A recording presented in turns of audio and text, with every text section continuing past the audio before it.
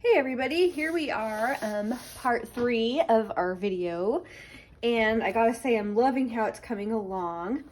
I'm just gonna show you what I've added since we talked. I decided that you probably didn't need to see the whole process because nothing too earth-shattering, and it took a while, and so I'm just gonna show you and explain what I've done.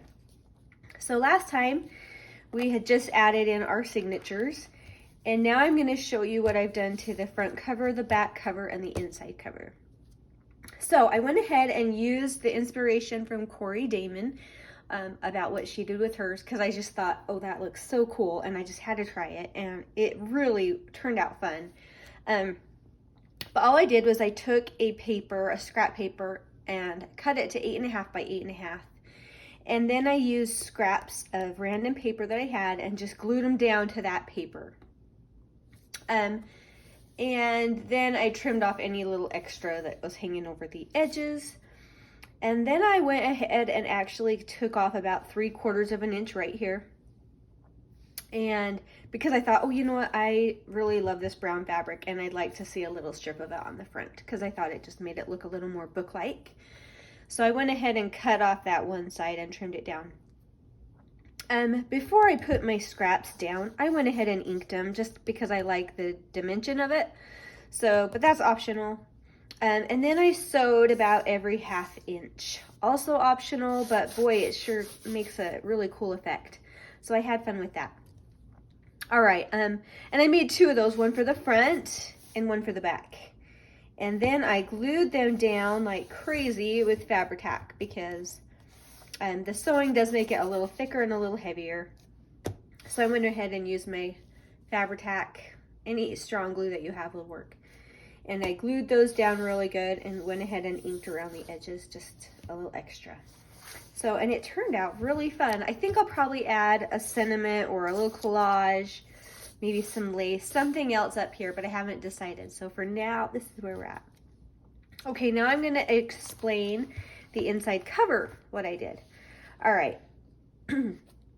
So first off, I just got a big piece of coffee dye music paper, cut it down to size, and glued it on this whole thing. The whole, it's 8.5 by 8.5. Glued that baby down, super good. I left the edges up, and I'm going to show you why. So these little guys are little flaps. Right here is a book page. So I made a little sample to show you how this came together. So I went ahead and I just ripped a corner pocket with an old book page, and I have some cardstock right here, double-sided cardstock, to act as kind of the backing of that flap. Now, then I glued it down on these 3 sides, just like a regular pocket, but I left this side long because I wanted to make it be kind of like the hinge, the flap of the pocket. And I actually stuck it underneath that music paper. So if this is your music paper, I stuck the flap underneath it like this before I glued it down. And that way it kind of acts as the hinge for that flap, and it's invisible. So it worked really good. I did go ahead and reinforce it with washi tape, just because it's paper. And if you fold that over and over again, especially from an old book, it's going to give out eventually. So I went ahead and reinforced that, but it was nice to have that extra stability of the paper as well. And then I just made 2 of those opposites because I wanted it to come together in the middle like this. And that created these fun little tuck spot pockets. So I went ahead and put some fun little things in there, just this little bits of ephemera that I had, stuck it in. And then I had a couple of tags here. I'll probably add some lace or something at the top of that. All right, so now we have this little bit that opens up. They were double-sided cardstock, but I went ahead and added this little journaling spot right here. I did one for each side. And I just left it blank because I knew there would be stuff on this side. So I left it blank for a journaling spot.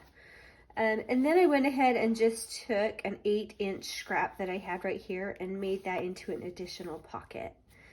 And just glued that down on these 3 sides, nothing fancy. And then I have whatever, you can put whatever in there. I'll probably play around with a few more things that I can get in there, a couple more tags or something. I'll probably add a word or 2 here, you know, whatever you want. Maybe a cute little flower or butterfly or something. But then those shut. And here's how I embellished the front. I did my lace first, because I just love having lace. And then I put this cute little sentiment, this is, let me get a closer look at that. It's just some coffee dyed words that I cut out and a couple little scraps of paper. And it says, "This moment, the most beautiful thing."